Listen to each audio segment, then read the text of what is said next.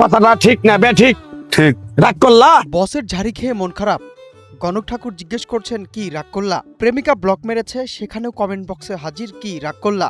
গণকের ভবিষ্যৎবাণী ঠিকঠাক মিলুক আর না মিলুক, একটা প্রশ্ন একদম ফ্রি, কি রাগ করলা।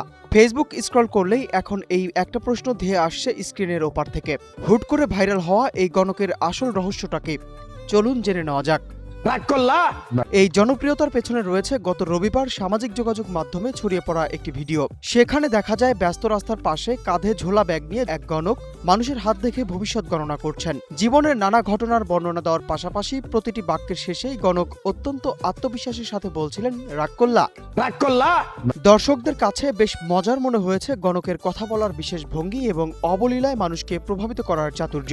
নেটিজেনরা বিষয়টিকে বাস্তব পরিস্থিতির সঙ্গে মিলিয়ে ব্যঙ্গাত্মকভাবে উপস্থাপন করছেন। ফেসবুকে নিউজ ফিড, কমেন্ট বক্স কিংবা মিম পেজ, সবখানেই দাপটের সঙ্গে ব্যবহার হচ্ছে সংলাপটি। বিশ্বাসে বস্তু মিলে তর্কে বহুদূর। তবে এবার ধোঁকা খেয়ে আপনি রাগ করবেন কিনা নাকি হাসবেন সেই সিদ্ধান্ত আপনার। ওই ব্যক্তি আসলে কোনো পেশাদার গণক বা কবিরাজ নন। তার আসল নাম ইমান আলী। বর্তমানে বসবাস করছেন গাজীপুরে। পেশায় তিনি মূলত পুরো দস্তুর ফেসবুক কন্টেন্ট ক্রিয়েটর, যার প্রমাণ মিলবে তার ফেসবুক পেজের পুরনো রসাত্মক ভিডিওগুলোতে।